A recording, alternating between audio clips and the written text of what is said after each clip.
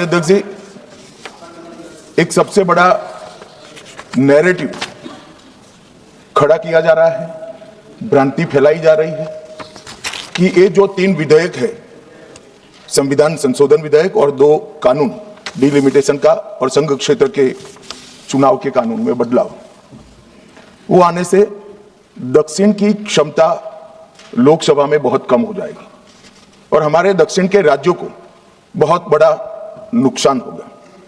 मान्यवर, मैं बिल जो सदन के सामने है, अब सदन की प्रॉपर्टी है, इसका प्रैक्टिकल इंटरप्रिटेशन कर कुछ चीजों को मैं बताना चाहता हूं।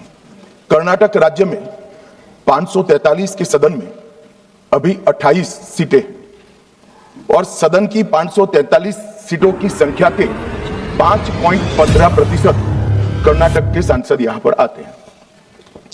ये बिल पारित होने के बाद, संविधान संशोधन होने के बाद कर्नाटक की संख्या हो जाएगी 28 से बढ़कर 42 और प्रतिशत लोकसभा में 816 में हो जाएगा 5.14। तो जरा भी नुकसान कर्नाटक को नहीं होगा। दूसरा राज्य है आंध्र प्रदेश, इनकी अभी 25 सीटें हैं आंध्र प्रदेश की और अब की स्थिति में उसका प्रतिशत प्रतिनिधित्व 4.60 है, 4.60। अब इसमें भी 50% लगभग वृद्धि होगी, तो सीटें हो जाएगी 38 और 4.60 की जगह 4.65% उनकी शक्ति हो जाएगी।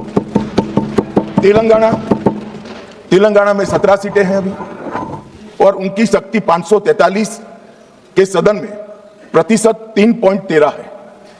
अब उसमें 50% की वृद्धि होगी और सीटें हो जाएगी 26 और 3.13 की जगह 3.18% उनकी क्षमता। तमिलनाडु, इतने सारे लोग काले कपड़े पहनकर आए हैं, मैं तमिलनाडु की जनता को भी आश्वस्त करना चाहता हूं कि आपकी शक्ति कम नहीं होगी, बढ़ रही है।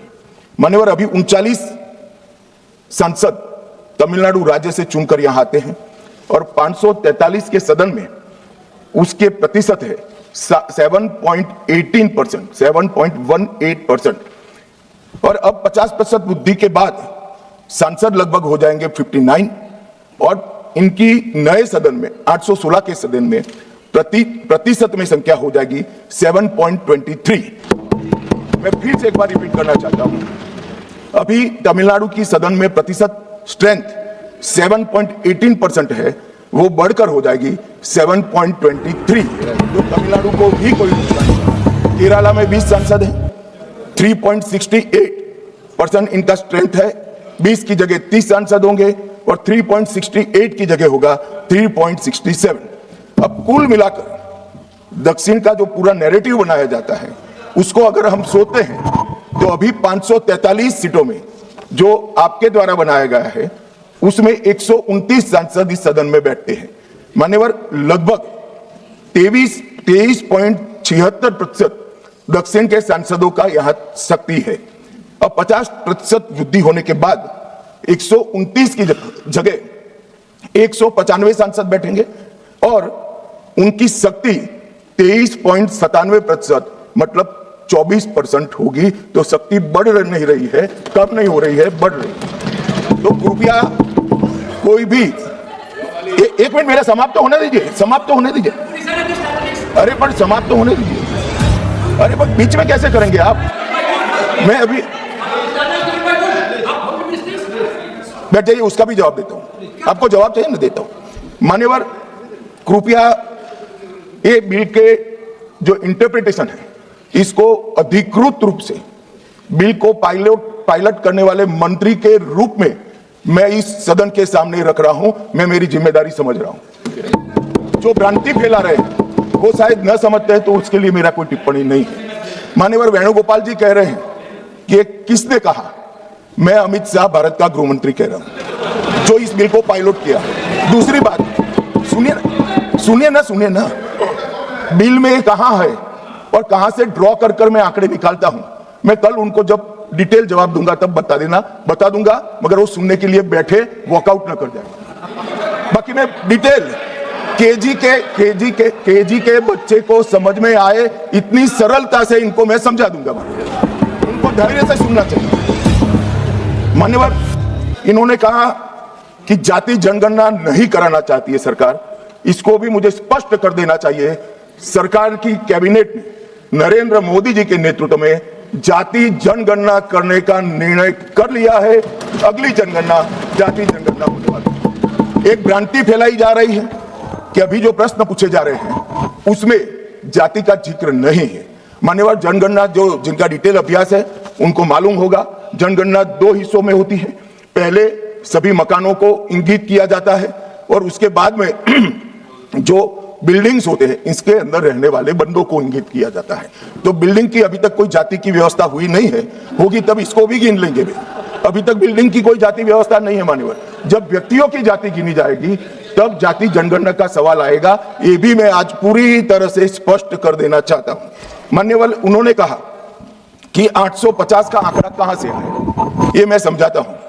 850 का जो आंकड़ा है मान्यवर, वो इस तरह से बना है कि काल्पनिक रूप से सोच ले कि 100 सीटें हैं, अगर 33% माताओं को, मातृशक्ति को आरक्षण देना है तो उसमें 50% बढ़ाते हैं तो सीटें होती है 150, और 150 जब होती है इसका 33% करते हैं तो 100 सीटें ऑटोमेटिकली हो जाती हैं।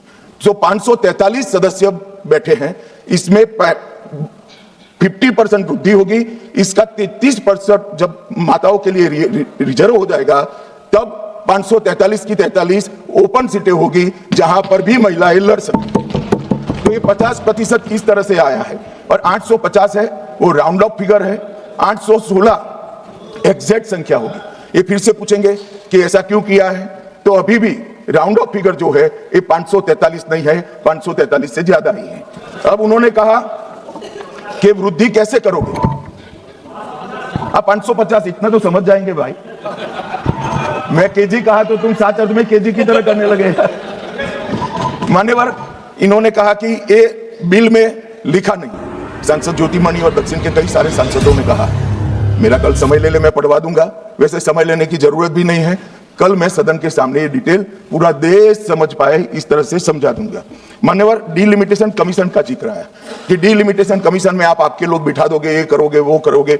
तो मैं माननीय सदस्य प्रियंका जी को कहना चाहता हूं, हमने डिलिमिटेशन कमीशन एक्ट के अंदर कोई बदलाव नहीं किया है। फुल स्टॉप कोमा में आपका डिलिमिटेशन कमीशन एक्ट को हमने रिपीट किया है। अगर आपने उस वक्त मैनिपुलेशन किया है तो मैं इतना कह सकता हूं, आप कह रही हो कि इससे मैनिपुलेशन होगा, तो आपने अगर उस वक्त एक्ट का उपयोग कर कर मैनिपुलेशन किया होगा तो मैं इतना कर सकता हूं कि हम नहीं करेंगे और मैं कुछ नहीं कह सकता। मान्यवर, एक वाक्य है कि तमिलनाडु बंगाल में चुनाव हो रहे हैं और ये नया एक्ट आ गया। मान्यवर,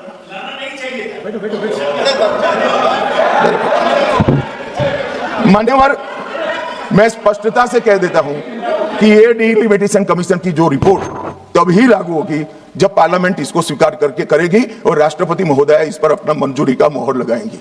तो ये 2029 के पहले होने का सवाल नहीं है। 29 तक भी जो चुनाव होंगे वो सारे पुरानी सीटों पर ही होंगे, पुरानी व्यवस्था में होंगे। तो अखिलेश जी को भी डरने की जरूरत नहीं है। यहाँ 27 की बात करें, यहाँ हालांकि वो जीतेंगे नहीं, वो अलग बात है, मगर डरने की जरूरत नहीं है। यहाँ पर कहा गया कि सत्ता बनाए रखने की लालसा में ला गया है। मान्यवर, ऐसा जो लोग कहते हैं कि कुछ नेता 130 करोड़ की आबादी के जनमत को मैनिपुलेट कर सकते हैं, वो हमारी शक्तियों के आकलन बहुत ज्यादा कर रहे हैं। हम तो उस बात में मानने वाले हैं, लोकतंत्र में सत्ता नागरिक के वोट से और नागरिक के दिमाग से ही तय होती है। राजनेता, राजनीतिक पार्टियां नहीं कर सकती। 130 करोड़ का जनमत कौन मैनिपुलेट कर सकता है ऐसा? और अगर कर पाते तो हम तो जीतते ही नहीं। आप सत्ता में बैठे थे, हम कैसे जीतते? मान्यवर, इमरजेंसी डालने के बाद भी जनमत मैनिपुलेट नहीं होता है, इस देश का इतिहास है। और जहां तक लोकतंत्र को खत्म करने की बात करी है, मैं भारतीय जनता पार्टी के कार्यकर्ता के नाते, इस सदन में एक सांसद के नाते कहता हूं, किसी की भी ताकत नहीं है इस देश से लोकतंत्र को खत्म करने की। जिन्होंने प्रयास किए हैं इमरजेंसी के वक्त, जनता ने उनको खत्म कर दिया था, लोकतंत्र को कुछ नहीं हुआ। और मान्यवर, लोकतंत्र इस तरह से खत्म नहीं है।